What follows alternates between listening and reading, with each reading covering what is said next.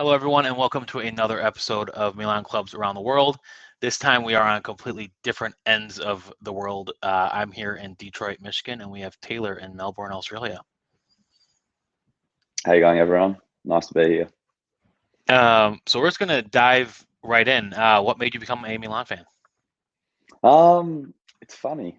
I often think this, and I don't even know if there's an exact moment, really. I've got Italian origins. Dad always would talk about Italy growing up, Northern Italy. When I was little, one of my cousins came from Veneto, and he was a Milan fan. And I think it sort of coincided with my passion, at least, for the team. Okay, So I guess I heard a lot about Milan growing up, and it's just destiny, I guess. nice. All right. So how long do you remember watching the team for? Well, growing up, we didn't even have access to the games in Australia, and we worried that was going to happen this year again. Funnily enough, with like the TV rights debacle. But probably when I was in about year 7 or 8 at school, so around 10 years ago, is the first time I really got to properly watch televised games. Like that season when Milan was against Arsenal in the Champions League, and it was 4-0 at home, and then we almost stuffed it up at the Emirates. But before that, it was pretty hard to watch the actual league games, and I'd wake up and just watch the commentary at like 3 a.m. I remember vividly the game against Lecce when we had the comeback led by Kevin Prince Boateng. And Yeah. I Damn, was reading the commentary. that makes me feel real old because I feel like I was older when that game happened. I remember being Yeah. on spring break in high school, going back to the car. My dad and brother were at the beach and it was on satellite radio, so I went back to the car so I could listen to it on the radio. So It feels what like is yesterday. these? It does, and a lot of things have happened since then. A lot of negative and good, but here we are. So what is the story behind the decision to make Milan Club Melbourne? So I guess it is linked to that really, because we didn't have access to the game. I was like on Twitter when I was young, trying to get as much like commentary and opinions and feedback. There was no community of Milan in Melbourne, let alone Australia. And I just called myself Milan Club Melbourne. It wasn't really a club; it was a person. But in 2017, I went to Italy, one of my cousin's weddings, and because I was actually staying by myself for a bit then, I was 18 years old. I just thought to myself, why does Melbourne not have a Milan club? We have so many Italians in Melbourne, as many Italians anywhere in the world, outside of Italy. But why don't we have a Milan club? And I was at this stage where I saw like some Italian culture communities on social media, and I was like, let's do it. So I talked to lots of fans, and we got it started while I was still in Italy. And when I came back, we met up, and it's been 4+ years now since then, and we've just been growing nicely ever since. Nice. So that's like why I started doing these episodes for SempreMilan, because I was like, man, I would love to have a Milan Club Detroit. I have like 2 buddies who are Milan fans in the area. So I was like, man, I wonder if other people don't know about Milan clubs in their area. So I decided to do this. Maybe one day I'll make a Milan Club Detroit. But so here's your guys' Twitter account. So this started off as your personal account, and then it kind of grew into the club account. Yeah, Is that exactly. what It was happened? still called Okay, Milan Club Melbourne, and then it actually became a club, which was exciting. nice. So how often do you guys have meetups, and what is the normal attendance like? So obviously in Australia, we've got like the main problem of the times. So when we started the club, we were really enthusiastic and thought everyone's as passionate as me, but we've sort of got to learn over time that while everyone's really passionate, everyone's got their own circumstances. They might be working, or they might be living far away, or they just can't make an early game because they've got a family. So we went from hosting lots of games with very few people to now shifting that focus to hosting fewer events with really good attendance to make it a really fun atmosphere and Okay. keep that community engaged on social media between events, but then make sure our events are almost like a real party. So that's how we do our events. Yeah. Nice. So do you guys do like the big derby games, or like maybe like try and do like one game a month?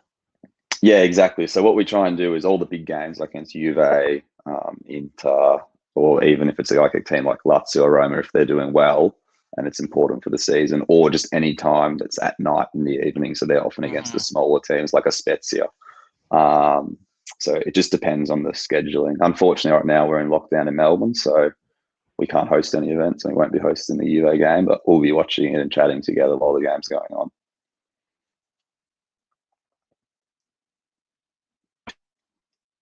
That down over like 1,200 cases,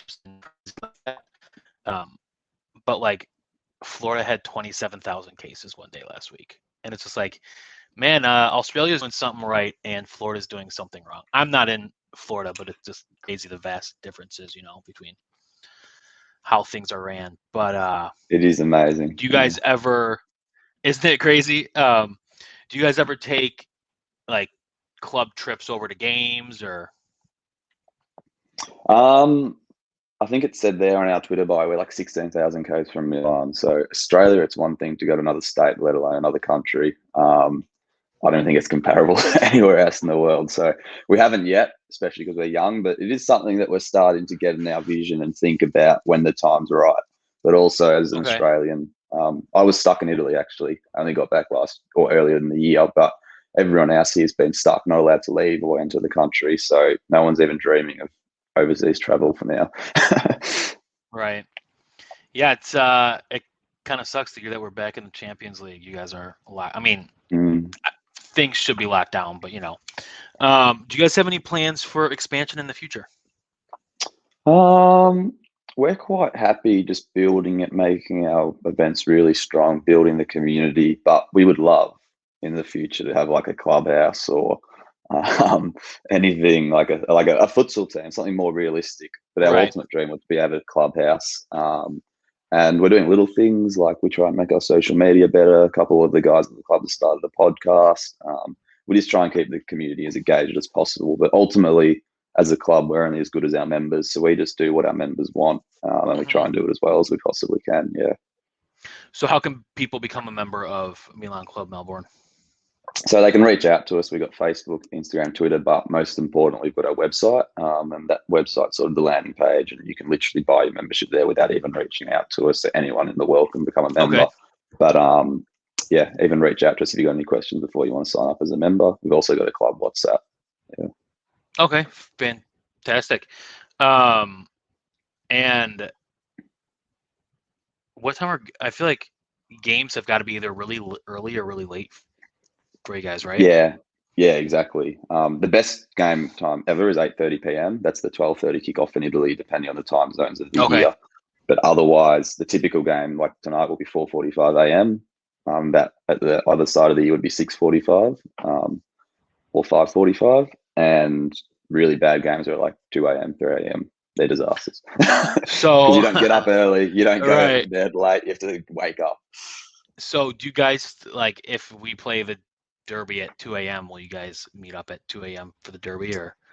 In the past, we have, yeah. Now, just with our venue and trying to make sure we get good attendances, we put feelers out because this is only a new venue that we've got. We've only been there for the past year with COVID interruptions in and in between lockdowns. But the events that we have hosted, they've been really good food, really good location, really good atmosphere. So we're quite happy with it. But again, because we're a club that does what our members want, we just put feelers out and be like, hey, would you come? See how many people are interested, and then if it was viable, we'd host it. Yeah. Okay. So tell us about your guys' podcast. How often do you guys record? Where can people find it? Yep. So the podcast is on YouTube. Milan Club Melbourne's the channel. We have it on Spotify too through Anchor, the app. Luke, our vice president, Shady, our media manager, are the two that run that. But recently, Pat, who's just one of our general committee members, every podcast we've had with Pat has been our most viewed podcast. And before, we thought, it's a coincidence. But it hasn't been. We've actually had some really good guests, but Pat's podcast kept going to number one, and we don't know why. So we've put Pat on as a regular now. And it's called Rossoneri Roundup. And basically, the guys just talk about what's happened in the past week. How did the match go? How's the coming match looking? How's the transfer news? Just anything that's in the news with Milan. Yeah. Okay. Awesome. I'll have to give that a listen. Definitely. And what are your guys' season predictions for Champions League? Last year I was happy with how it went. I thought it was very promising. We learned a lot, we developed. But right now, personally, I'd be disappointed if we don't win the league. I think we've matured, and now we should be aiming to win the league. And that is why the team has evolved so much in the past year or two with Ibrahimovic. Like, Now there's actually this mentality that we go on the field to win, because if you go to win, it's like aim for the moon, hit the stars, or aim for the Right. stars, hit the moon. I don't know which one, but the Champions League, on the other hand, is probably more like us in the league last year. Let's develop, let's play as well as we can, let's put in a Yep. good performance, like that Liverpool game. If we keep doing that, I'll be happy on that front. But if you look at Liverpool, they've been doing really well at their home ground to do what we did. There's no reason that we can't take the win against Porto at home, win or at least draw against Atletico Madrid and at home and away, and then at Liverpool in the last game, or at home against Liverpool in the last game when they've got nothing to play for, hopefully. Just get a win, and yeah, it's nothing to say we can't make it through. We're Milan. Yeah, we'll see. The last, I'm a huge anti-Liverpool fan, so I love to watch them fail. The last few years have not been good, but the last few years they've just barely made it out of the group stage. So we'll see what happens this year. But yeah, as long as we get top 4, I'll be happy. I think that consistent Champions League is most important. I do want to see them lift a trophy this season. It's not going to be Champions League, but whether it be Coppa Italia or the league, personally, I don't want to play in the Europa League because I think it's just a waste of time. But I agree. The Europa League's not a cup. If you win the Europa League, what are you the champion of? You're not the champion of Europe. You're not the champion of your country. You're the champion of the middle tier teams in Europe. yeah, exactly. Well, awesome. Thank you for joining me this evening and your morning. And yeah, is there anything else that you want to tell everyone about Milan Club Melbourne? No, there's nothing extra. Just that we're very welcoming, and we love having members from over the world as well as Melbourne. So if you're interested in joining, we've got some pretty good merch and lots of it. Even if it's luggage straps for your luggage to travel the world when you come into Melbourne, get on board. Fantastic. Well, thank you, and hopefully you guys are out of lockdown soon. Thanks, mate. Have a good night.